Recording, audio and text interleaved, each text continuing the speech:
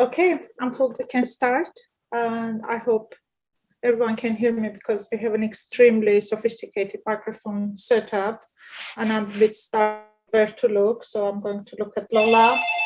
And of course, the phone will ring now because this is an Armenian event, and someone will ring the doorbell as well. Because this is how we work at the Armenian Institute, by the way. People expect us to answer at 7:30. Welcome everyone in the room, online, and watching later on YouTube. And this is one of our most exciting events, probably we're holding in a very long time.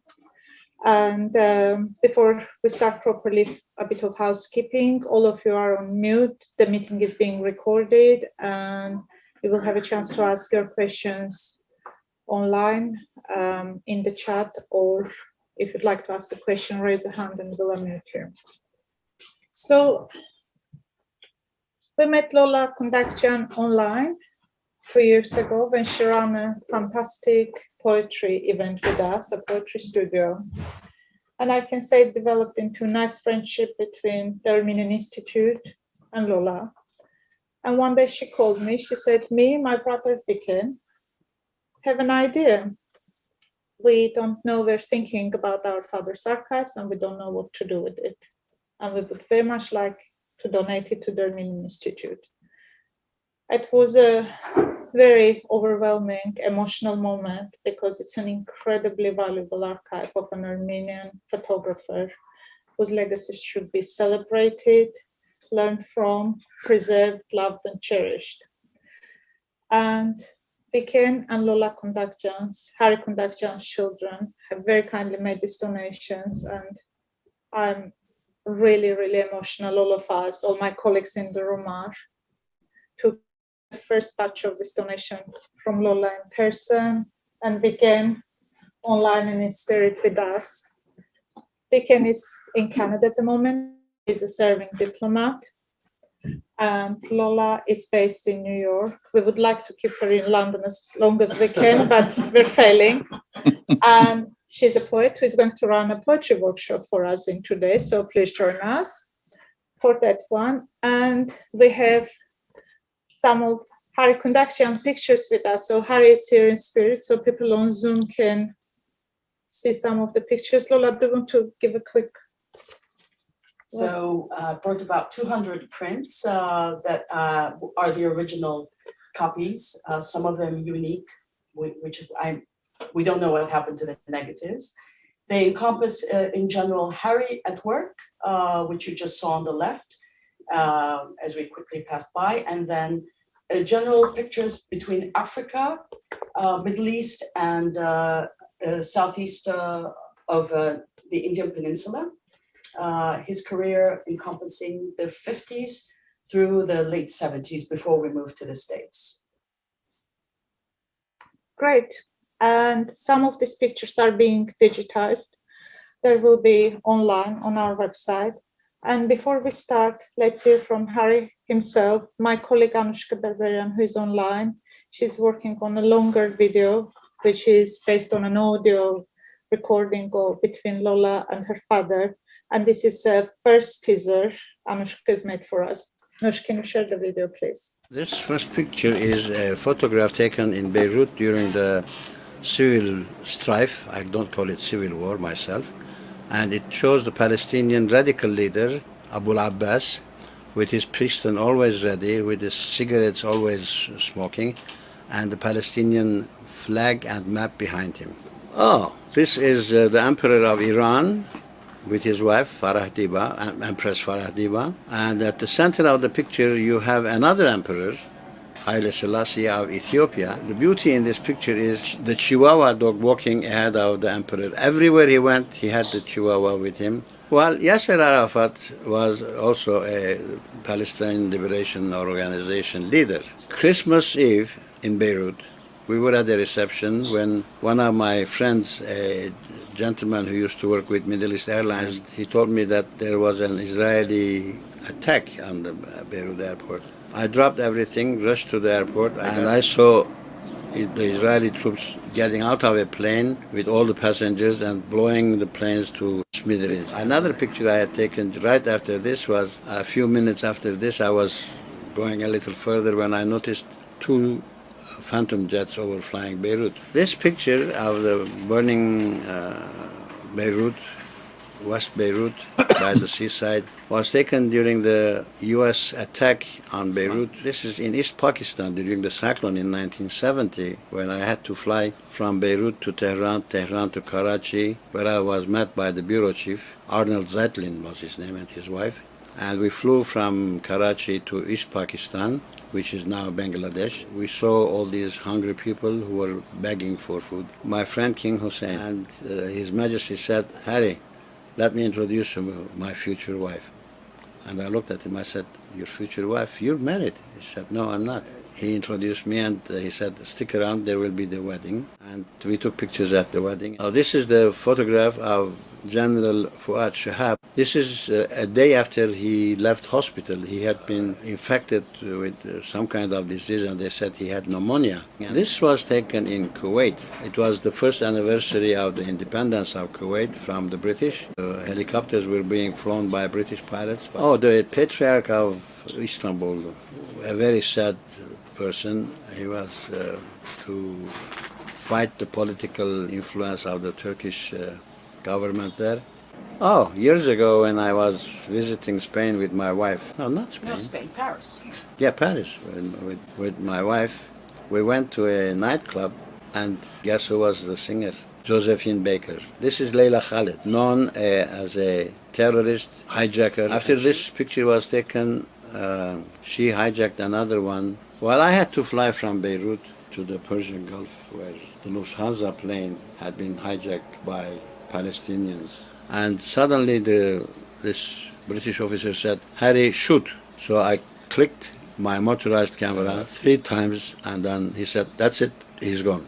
The lady, Madame Nu, N-H-U, Mrs. Nu was on the rooftop overlooking the ruins of Byblos, and it was quite cloudy, as you can see in the picture, and she was worried about rain. She had her umbrella.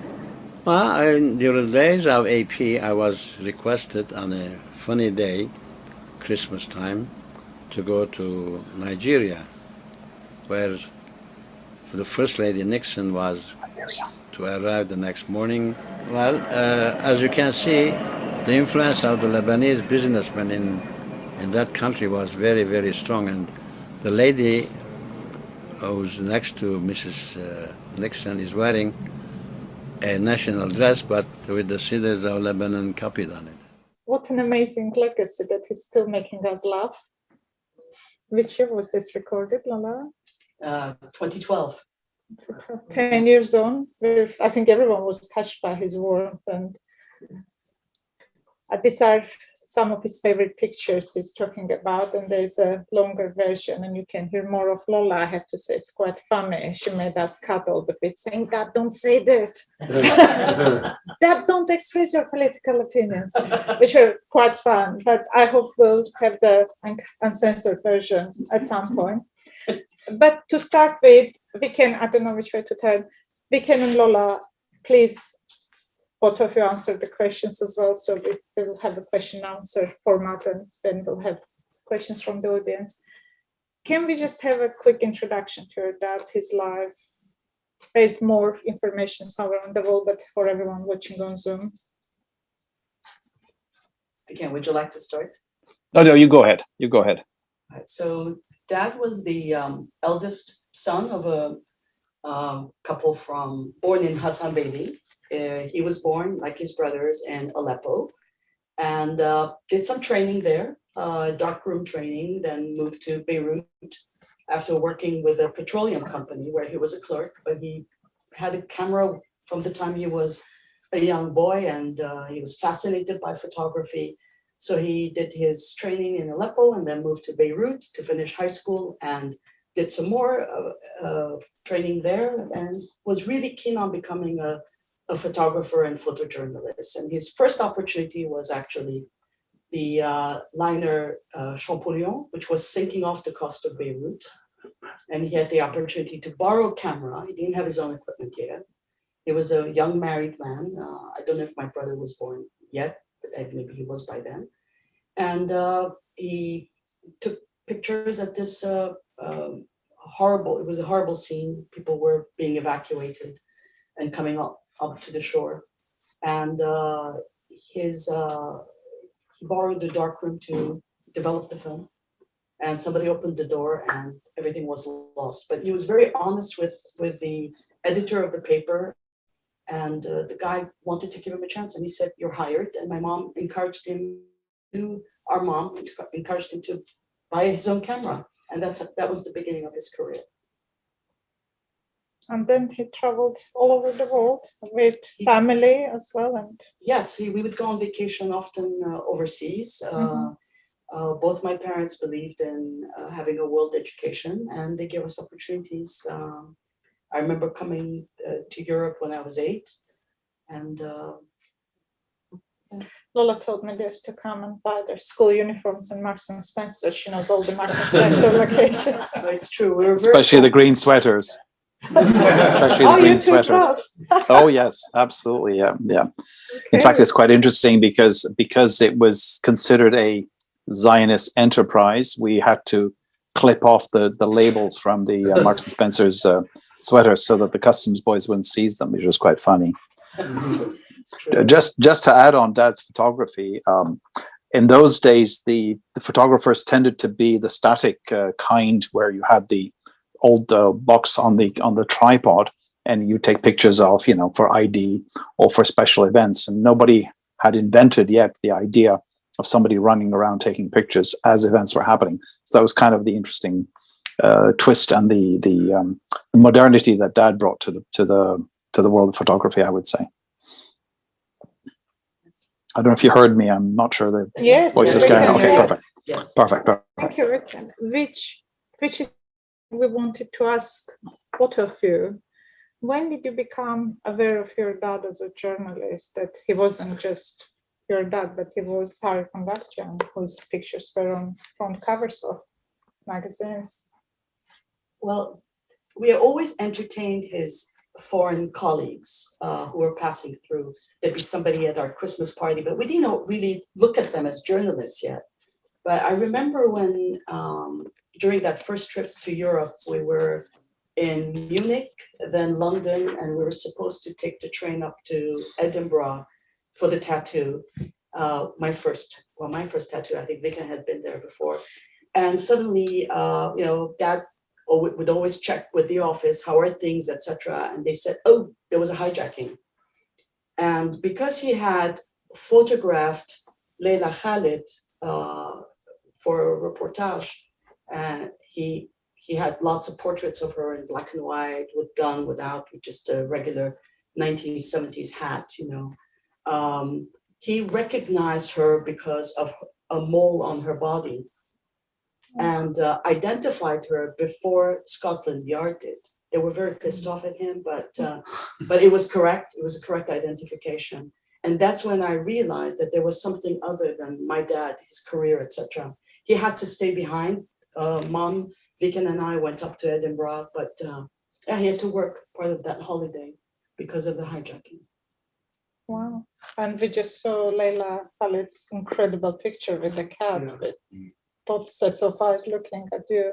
Viken, what's your first memory of Harry's? Being a little bit older than my sister, I remember this man always going backwards and forwards and bringing me gifts. And I remember one time he came back and I said, so what did you bring me? And he was a bit surprised that was the only thing I asked.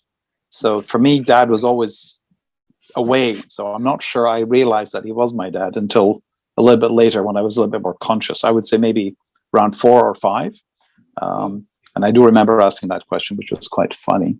So he was always the two people combined. And definitely I remember the way that particular holiday, I think it was 1970. 70, yeah. That particular holiday sort of got interrupted. Yeah. And things were never quite the same anymore. Yeah. But you have to admit, we were the cool kids on the block because we had the Beatles and David Bowie and things like that. That would bring us LPs back. I think that's when I got my first Brian Ferry album. Oh my God. Okay, the full the bride disclosure, strip. everyone. And the title was The Bride Strip Bear. It's a very good music, good piece of music. What was your first album, Lola? I definitely remember the Beatles and David Bowie's the rise and fall of Ziggy Stardust and the Spiders from Mars. That's right. But the Beatles will feature later on in your dad's life. That's right. Do you want to tell that story before we move on? Yes, Dad, his biggest assignment was with Life magazine's covering the earthquake in Iran. And he came back. It's a very interesting but long story. So I'll just cut to the chase of how we got involved with the Beatles. He was supposed to be the feature story on Life magazine, and then the Queen decided to decorate the Beatles, and they got the cover story. But but Dad got the contract with AP. He became a full staffer after that. Yeah. We shall hold it as Armenians against them for depriving an Armenian photographer to well, in all fairness, all they got was an MBE. The knighthoods came a few years later. Yeah. So it's all relative. Okay, good. Serves them right. There you go. Lola, you mentioned earthquake pictures, and he's all taken other series of pictures after disasters and documented this moment. Yes. What do you think? Because a lot of this, he was not just a photographer choosing his subject. He had his assignments to be sent, and some of them would be ordinary, some of would be extraordinary things. What do you think was contributing more to war journalism? What would stay more? What's his photography's legacy? I think that if we look at what gets reprinted all the time, the cyclone in East Pakistan, which became soon after Bangladesh, and the Lufthansa hijacking with the German pilot being shot dead.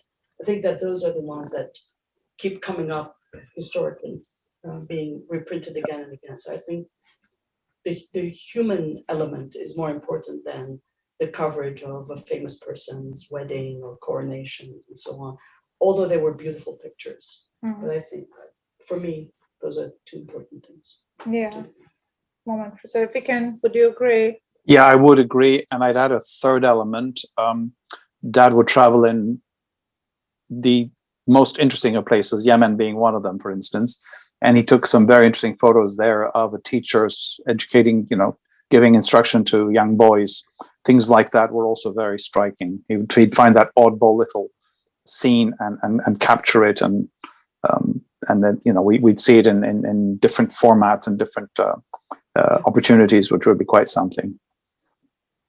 He did like coming back to a few familiar things, King Hussein of Jordan being one of his favorite topics as well. And over his life, he would cover Jordan fairly regularly. They became good friends. And as we'll see later on, he actually got invited to be the only photographer to King Hussein's last last marriage to a queen, as she is now Queen Noor. It's quite the story there too. Wow, that is super impressive. One thing which struck us when we first saw the images, and our archive Sheikh sitting across me is my witness,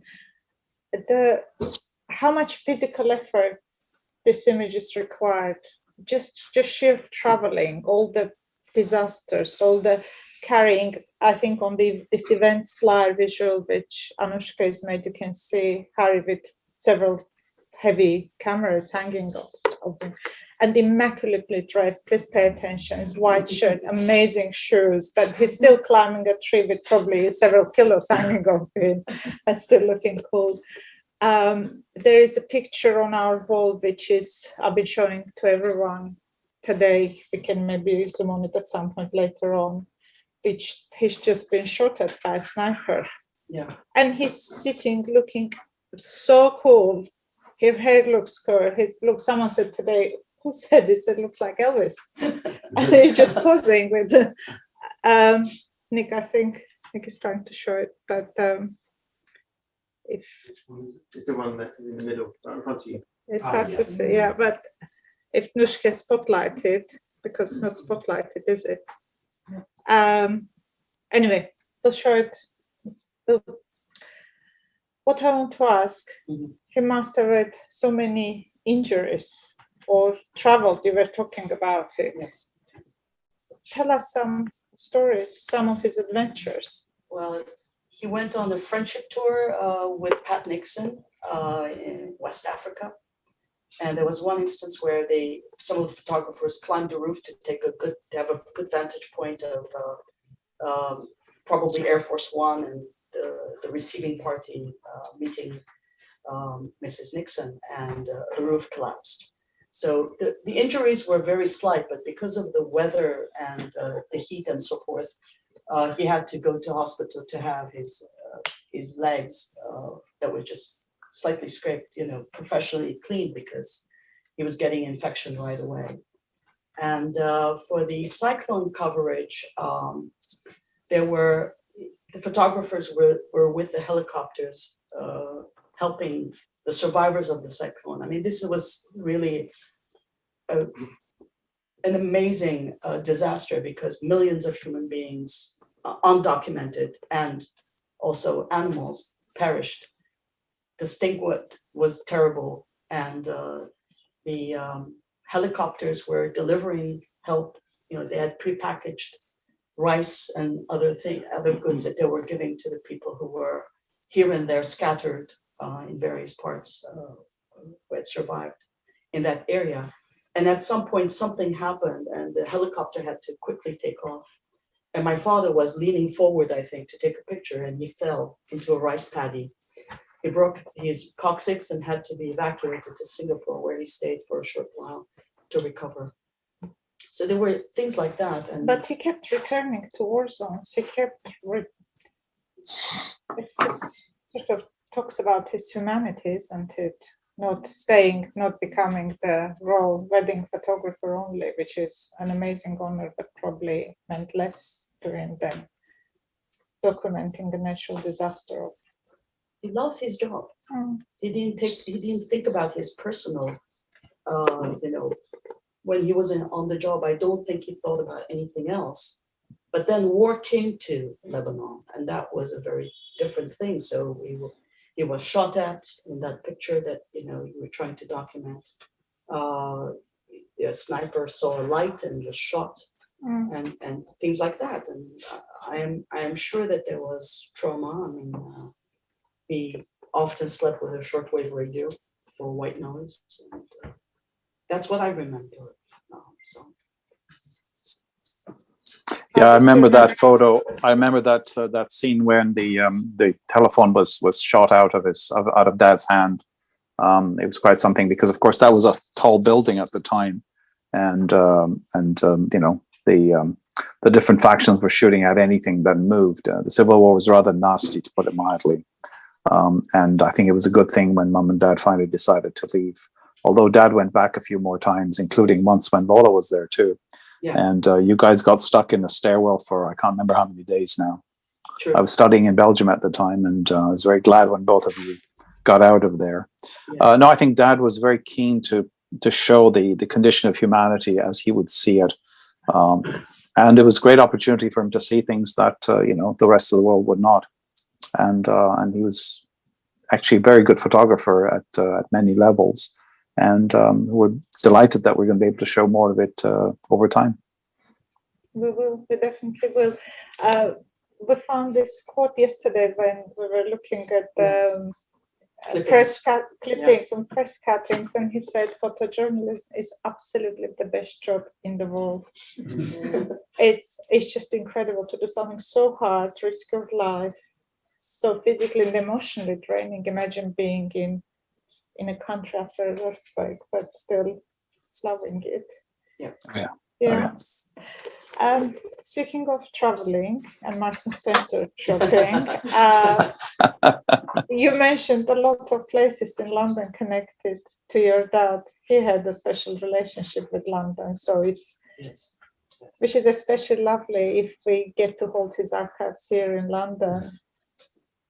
Well, the AP has archives in London, New York, and Tokyo, and so he being a Middle East based AP photojournalist, he often had to stay in touch with the London office, and he had personal friends, not just colleagues here, childhood friends.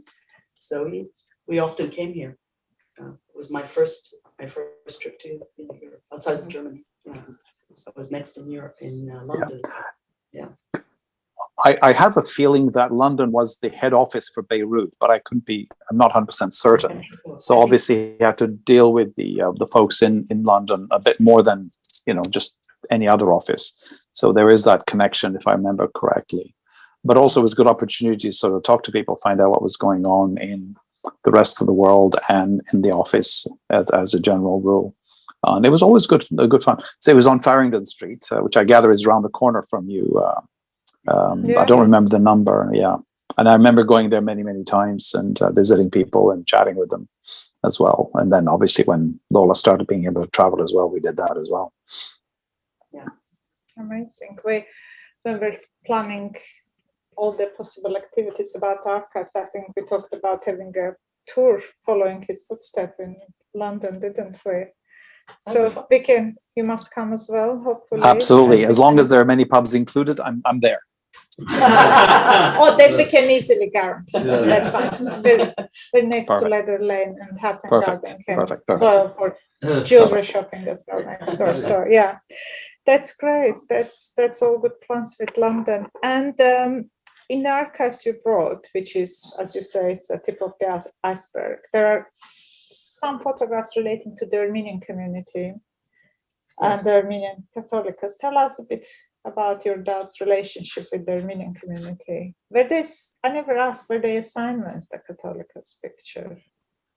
From the AP, you mean? I'm not sure. That's a good question. But Dad had his parents are from, as I mentioned, Hassan Beyli, which is part of the Amanos region. And the Catholicos, several clergymen are from the same region. So they had a connection. They would talk about those things. And he became very good friends with Koundakjian II of Silesia, and was there during his the ceremony when he became coadjutor, because the other Catholicos was a little bit older and wanted to have somebody to help him out before he became the Catholicos by himself. So. And you were saying, despite all the traveling, he always felt he had a strong Armenian identity. Am I right in saying this? Sure. Yeah. I think the generation of the survivors of the genocide were had very strong feelings and emotions about it. And Dad was one of those odd Protestants who managed to get along with both the Catholics and the Orthodox communities, particularly in Lebanon, which was an interesting dynamic, to say the least, when people were actively, fighting for privileges and power and opportunity in a way that was quite interesting to watch. Yeah. So yes, he managed that quite well. Thank you. One thing we were wondering yesterday when we sat with you, or the day before, after we've been here, we've known you for a very long time. You've seen these pictures as a child, and we can use well. And now you look at them as adults. You look at them as pictures which will be shared with community, with wider audience. How do you feel about them? Well, I was very surprised with the portrait of Mrs. Shamoun, which is right behind you, Tato, because I knew that Dad photographed her husband, the president, many times, but I just like the intimacy of that portrait that I didn't know about. So when Viken predominantly organized the pictures, and I was looking at the negatives, and we were organizing them by topic, all of these suddenly became apparent to us, I think. We got to see them for the first time, some of them. I hope just to add on what Lola mentioned, it's one thing when you're sort of dealing with them on a day-to-day basis, but it's another when, after many, many years of being packed away, you're suddenly looking at them again. It brings all sorts of memories, some pleasant and some not. Obviously, there's different elements that would bring different kinds of emotions. It was interesting to see to remember the reactions to seeing the pictures. I remember saying, "Oh my God, did he really take that one?" And then pictures of the Civil War and some of the horrible things that happened that we know of. So yes, some were easier than others. Yeah, we're so privileged to have these archives here, and hopefully we can introduce them to everyone in the new light. And one series of pictures we can, if I mention, people are going to think, did he really do that? He was the photographer on set for Lawrence of Arabia.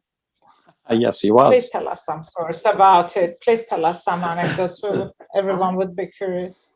I don't have any memories of that because I'm not even sure I was born yet. But it happened in 61, 62. No, actually, I don't have memories of that. But let's remember, he was good friends with the King of Jordan. And the film was made in Jordan.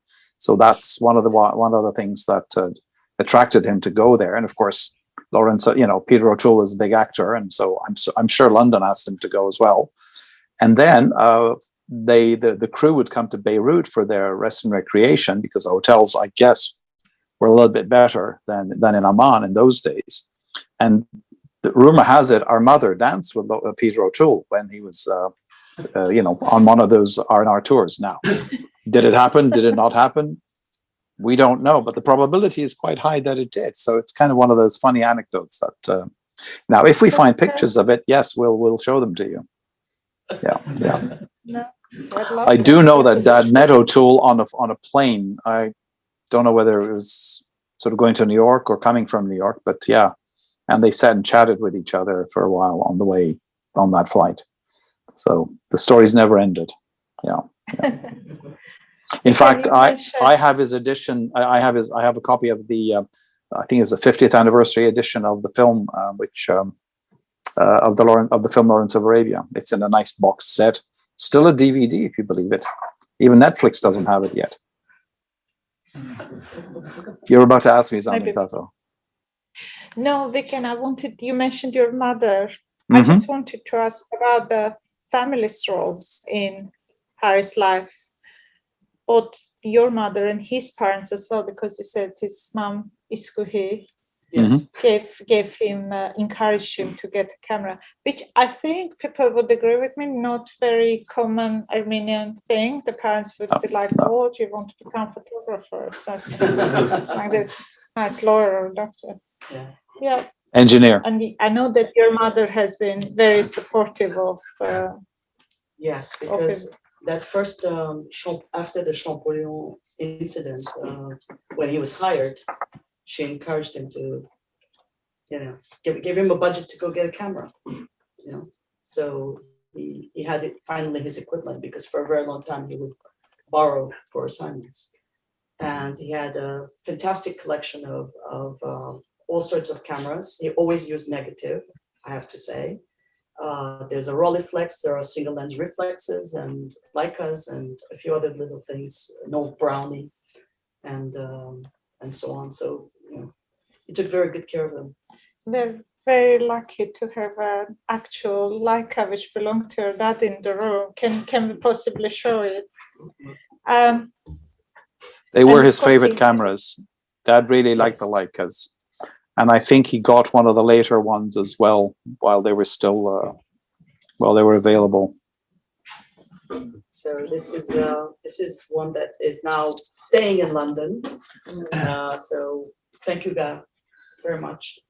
And we hope to have some more exciting plans to announce in the future about photography and cameras, but I will let that be a teaser for next time. There is, but it's so emotional to hold this weight in your hands and wonder what has this lens seen, what has Harry felt. There is so much history, there's so much politics and geography and God knows what else, royal family gossip, I'm sure.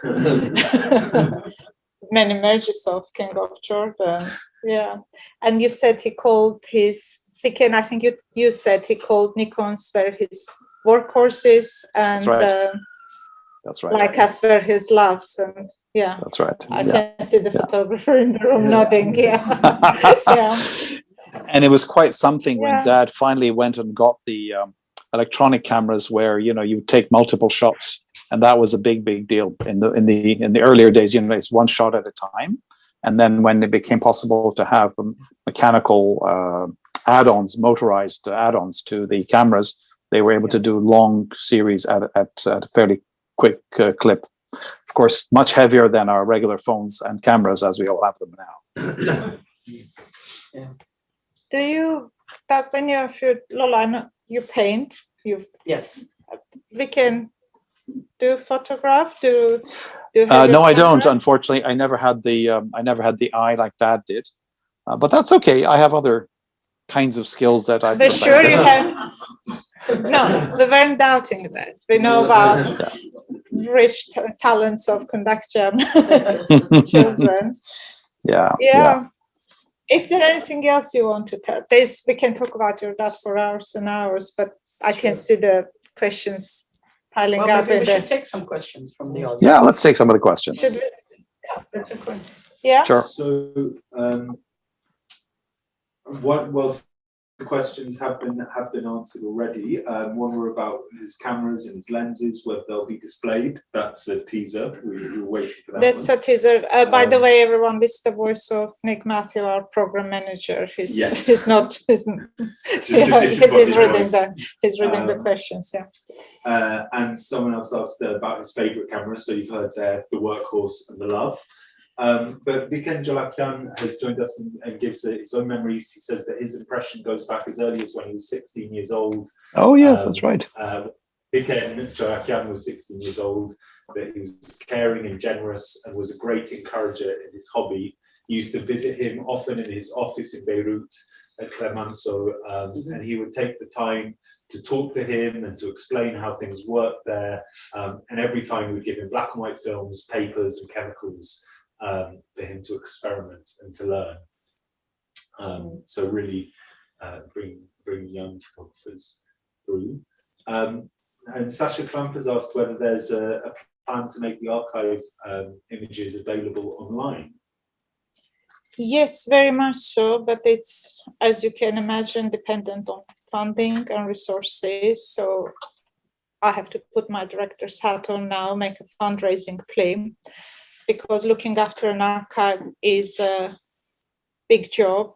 Archives are not just boxes of things put in a corner. They need to be looked after, organized, catalogued, digitized, make it accessible. I think main thing, you said 3 things about archives today, Lola, which is A teaching tool, something to mimic, to learn, and also accessibility. so if anyone would like to be involved, either donate, volunteer, support, give us ideas, please get in touch with my colleague, our archivist Shaiga.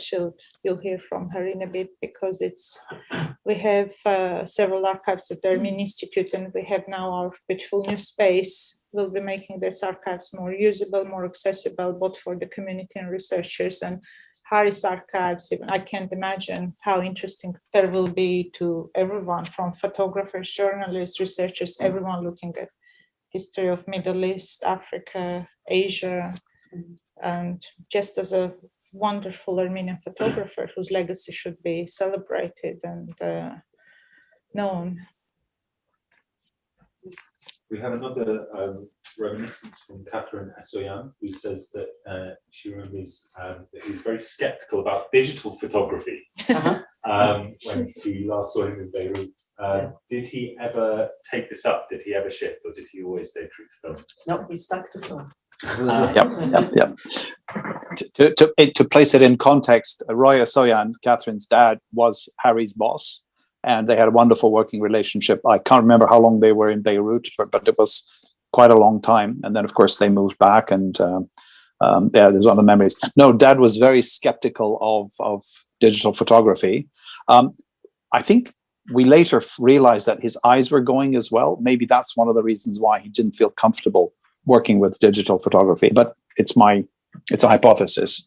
So, and then when he retired, he really retired. He just took photographs of whatever he was able to see and whatever he enjoyed doing, which was a lot of things in New York City, which is a different kind of photography, I guess, from what he did in his career. It'd be interesting to compare the two at one point. Nice to see Catherine.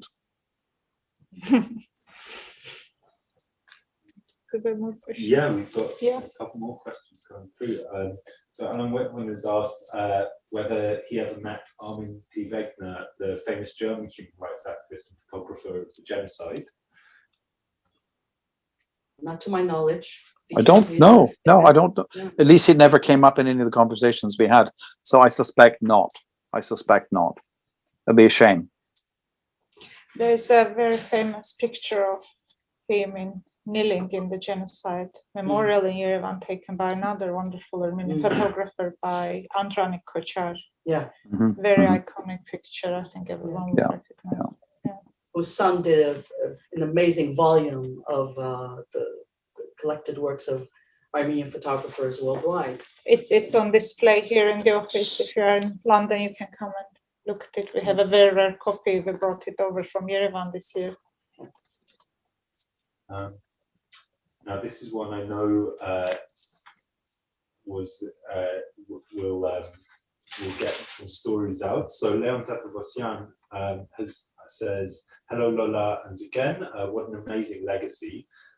Given that your dad covered many of the conflicts in the Middle East, did he share his views with you on these events?" Dad always believed that we should be neutral, and some of it is his upbringing and his mixed marriage with an Armenian apostolic woman. So he tried to, he always, he was a Protestant. He was a Protestant, and mom was Armenian apostolic, and they like to keep everything, politics out of the house. And, obviously when we were adults, we would talk about everything, but he believed that we should be able to be neutral as children of a journalist, and also be able to go everywhere freely. So we mingled with all sorts of nationalities as well as various types of Armenians. Who won the battle between the Protestants and the Orthodox in terms of the home for you guys? I think it was a big scandal when they married in 1955. It was considered a mixed marriage, but they were together for 60 years. Right. I mean, as married couple, but a bit longer before. And they did have a wonderful marriage. Yeah. They were very special. Yeah. Wow. Loving, caring. Should we take some questions from audience as well? Anyone? I was just wondering, actually, given your father must have seen some horrific things, there's this expression, war fatigue, where you become immune, obviously, to the horrors you see. The extent to which he was affected by it, did he bring it home? Did he internalize it? It must have been tough, some of the things he saw, and how did he manage that? He never complained, but he did share, including the beauty that he saw. One of the most impoverished places on earth is Yemen, for example, and he would just sit during dinner and suddenly say something like the fauna of Yemen, the flora of Yemen. We're like, what the hell is he talking about? And then we both got an opportunity to go to Yemen, so as adults. Yeah. And I understand now. I'm very grateful that he shared his love of the beauties on earth, because he gave us that lesson. Travel, reading, music, and good food were amongst the things that he passed to. I think both of us can agree, Vivian and I, that those are the things we learned from our dad. Thanks. Alan has just asked if we can repeat the questions from the live audience, just as if the mic's not quite picking it up. So that was about the experience of war and all the things that he'd seen. There's another question from the Zoom audience asking from Hasmik Papalian, what's your favorite photograph taken by your father? Wow. What a good question. Oh, this is a tough one now. I think I would rather turn the table and say my favorite picture of Dad is when he is the picture that his colleague Arnold Zeppelin took of him during the cyclone. His face is covered by a handkerchief, and around him are many of the survivors of the cyclone, because it is about what a photojournalist is. You have to be there, you have to be near your subject matter and live with them for at least a few days to transfer what you are seeing through your camera. I think the emotions are also in his pictures, not just the event itself. Definitely, I can relate. Do you have a favorite, Viken? Actually, I do, but it's not of something he took. It's a picture of him and me in London, as a matter of fact, outside the office, outside the AP office, and one of the couriers sitting there with his BMW motorcycle. And that's where I decided I like motorcycles, and I had a BMW for a while. So for me, it's being there, being the motorcycle, being in London, being with my father. So that's what I remember most. It's very hard to think of a single photo that would be my favorite, because I have lots that I do like. So that's why I went for one that he and I are in together. Yeah. Thank you. Anything from the audience, Carl? It must have been a big challenge when he had to be sent out on assignment. They're quite dangerous, aren't they, the assignments? How did she cope with his job? So the question is about how my mother coped with Dad's absence I hear over the years. Yeah. A lot of these trips were short. So he would be in and out, and he'd call, honey, pack my bag. I gotta go straight to the airport. Something happened. My flight is in 4 hours. They were very much partners in many ways. My mother was independent. She took care of the household, the family business, so to speak, took care of us. And there was only one instance after the Munich Olympics when the Israeli athletes were murdered, where he had to then fly to New York and tell the AP what had happened, give them a compte rendu, so to speak, of the events. And he was away for a whole month because he took advantage of the trip to meet his family in the United States for the first time, his cousins and uncles and so forth. But usually they were very short trips. Mom never shared with me personally what was going through her mind. She was confident of his abilities, and he always came back. So. Yep. Anything else, Becky? Could you tell us a little bit about how this collection came to be? Quite specifically, what happened when he got home? Did he bring them with him? Did he kind of sort them and separate them then, or did they just end up piled up in the corner? Well, very good question about the archives. Many of the things were moved to the United States in boxes. There were, in the old days, people would make several prints at the same time, not just like one, because it was easy to just put the film up and print several copies, or take several frames of the same item when you were making a copy or something, because it was cheaper that way rather than do the setup again. Dad and I sat down to do little digital storytelling, if you want, of what he had recorded. I wanted him to share what were his favorite pictures.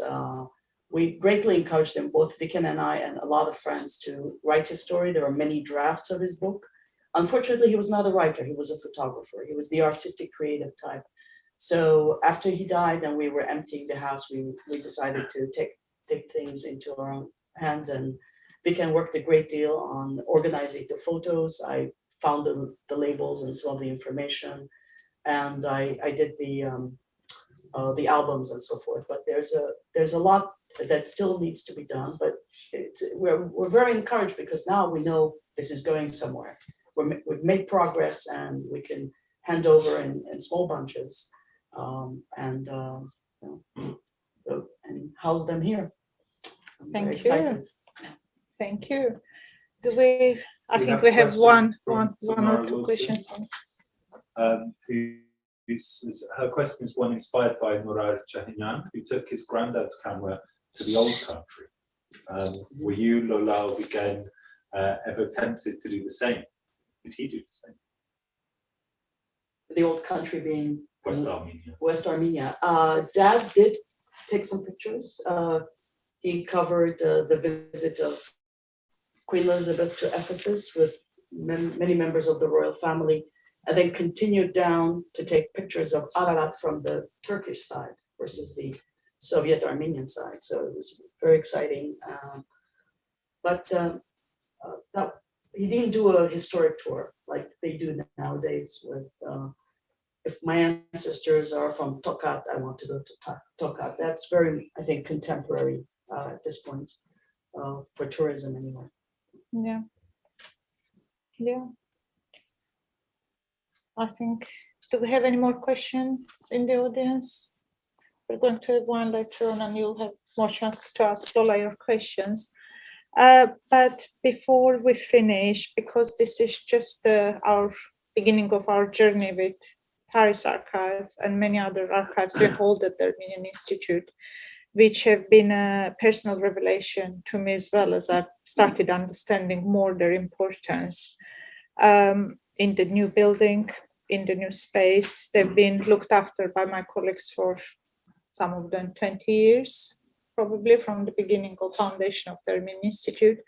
And I'm so excited we can look after them, however slowly, but they will be loved and appreciated. I would like to invite my colleague Shahika, who is our archivist, who made me personally see archives in another light, to say a few words about the archival work we're doing here. Come and sit here, Shahika. Thank you. Hello. I'm Farikshar. Good evening. And so, Lola, thank you so much for involving us into this beautiful journey. It's so important. It's not only important for visual culture, for history. I mean, keeping this archive, but also it's quite emotional. Feeling his personality, his journey, and your relationship with your dad. It is so, so important. And we are so happy to look after dearest Harry Koundakjian's archive. And so each time, every archive is a kind of really journey. They are just not documents, not just papers, correspondence. Each time, whenever we open a box together here, we are so excited to learn more details. We are so happy to discover more things. And so each time it's a kind of contribution to the new narration of history. And so we are so happy to do this. Not only Harry Koundakjian's beautiful archive, but also we have Misha Kudian's archive, Christopher Walker's, Charles Dowsett, George Koundakjian. So each are, and Elena Kudian also. Each are quite different archives. Each of them are different stories. And so we are so excited to make them visible and more accessible for everybody. And so we have lots of projects. We really would like to catalog them. We would like to organize them. And we just don't want to put them on the shelves. We just want them, we just really want to see people around them, just to understand their lives, to see the actual connections. So please support us. It's so important for us to make this dream come true. And so please get in touch with us. We are really happy to have volunteers here. And so thank you so much. And Lola, we can thank you so much. It has been really amazing, and just not as a kind of work, I mean emotionally, personally, it was so beautiful. Thank you so much. It's been great working with you, and your love. Shaika put all the beautiful pictures up, and a couple of other members of the staff have volunteered to do the captions, and it was a nice nice week's work. So there'll be more to come. Thank you. Looking forward to the rest. Can I come demand more money from the audience? I think Shaika hasn't slept for a week since the archives arrived. She's been calling me all hours. I think if she could, she would sleep in the office. And I think it means a lot to pour so much love into what we're doing. So huge thank you to Shahika. She really made this archives alive. And a big thank you to all my colleagues who were involved, to Susan Patty, starting from framing, Olivia for looking after captions last minute, Anushka for editing, Nick who organized all this complicated setup of blended event and other things.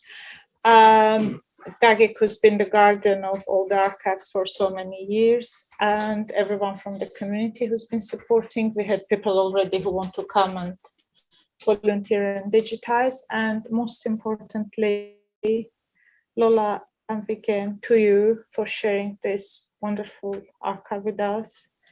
We're grateful to have your dad's humanity, his love of humanity condensed in these photographs. They're not just any dry archives for research. There've been really emotional moments looking at them. I think there were moments all of us got teary.